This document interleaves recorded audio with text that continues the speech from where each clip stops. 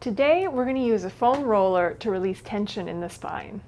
My name is Dr. Robin Armstrong. I'm a chiropractor at Willowbrook Chiropractic in Langley. And the foam roller can be a great way to relieve tension throughout the body. But today we're going to focus on some moves we can do to relieve tension in the spine. Now, I'm using a pretty long and a smooth foam roller. The most important thing is that the roller is firm. It doesn't depress too much. But you also want there to be a bit of a foam topping on it so that it's not so sensitive on the bones of the spine. It could be bumpy if you can tolerate that. For the spine, I kind of like it to be smooth, but you could probably do with bumpy as well. So we're going to start with working on the thoracic spine or the upper back. We're going to place the roller on our mat and line it up just around the shoulder blades. You're just going to lightly support your head so that it's resting in your hands. And then you're going to lift your hips up off the ground like a mini bridge, and you're just going to roll back and forth. So we're just rolling kind of down to the bottom of the rib cage, up to the middle of the shoulder blades. You can go a little bit higher to the top of the upper back, and we're just massaging out the muscles here. Next, you can lower the hips, keep supporting the head, and you're going to start with elbows closer together, and then you're going to arch back, and I like to open the arms at the same time, stretching the chest, and then you're going to do a little crunch, coming up again, and then arch back, opening the chest. And you can change where you do this. You might go a little bit lower or a little bit higher, same thing, arching backwards.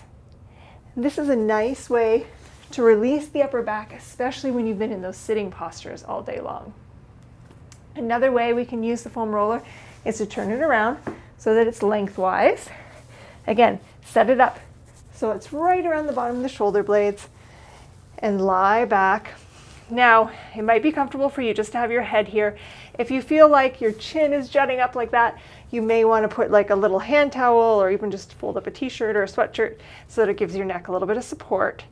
You can just lie here with your arms on the ground, or you can bring thumbs together overhead, arms around shoulder height, and I like to reach the fingertips up towards the sky and then let the shoulder blades wrap around the foam roller, so kind of squeezing them together.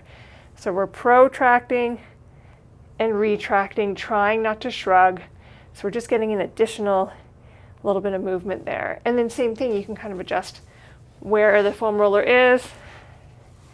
And I find this sometimes gets a bit of that specific relief. Repeat this, 5 to 10 times, moving up and down the spine.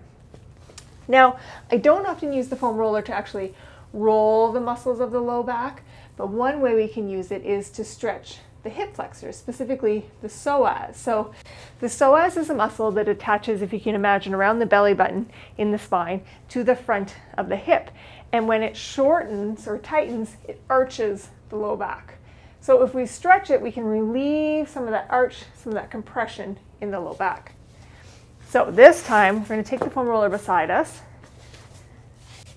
You're going to lie on your back, lift your hips up into a bridge, and then place the foam roller underneath the bony part of your pelvis. So not your low back, but the sacrum, the flat part.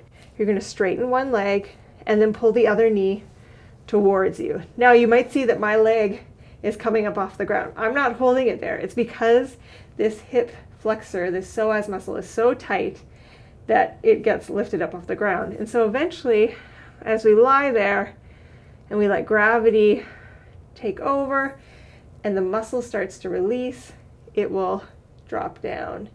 So this is a great way to release that tension in the front of the hip and therefore release the tension in the low back. And you're going to hold it for about 30 seconds, both sides. And then to get out, you're going to place both feet on the ground, lift the hips up in a bridge, and slide the roller out. One muscle that we can release that is helpful when we have low back pain is the glute medius. That's sort of our side buttock muscle. And for this, we're going to roll it out. So you're going to place the roller on the mat. You're going to come into almost a side plank position. So our elbow is going to be underneath our shoulder. We're going to lift our hips up and then put the roller underneath the hip. And then I actually like to step one foot in front of me and then use my extended leg to kind of push up and down with the toes. So here I'm kind of neutral right on the side of the hip. You might kind of tilt upwards towards the sky a little bit, or tilt a bit downwards so we can get the front more near the TFL, the tensor fasciae latae, which attaches to the IT band of the knee. But for the glute, we're focusing more a little bit on rotating up towards the sky. And you just roll back and forth. You can see I'm not doing a very big movement. And to get out, same thing, you can bend both knees, come out of the side plank, and sit back down. And I would do that on both sides, even if you have one side that's a little bit more sore than the other. So the foam roller can be a great tool just to give you that relief on your own at home. If you're finding that this isn't giving you the relief that you need, or this is an ongoing problem that might need a little bit of extra help, you can book online with us at willowbrookchiropractic.com. We post regular content under Willowbrook Chiropractic on YouTube, Facebook, and Instagram. If you have any questions about what I talked about here today, please feel free to ask myself, Dr. Robin Armstrong, or Dr. Jody Freedman. We're always happy to help.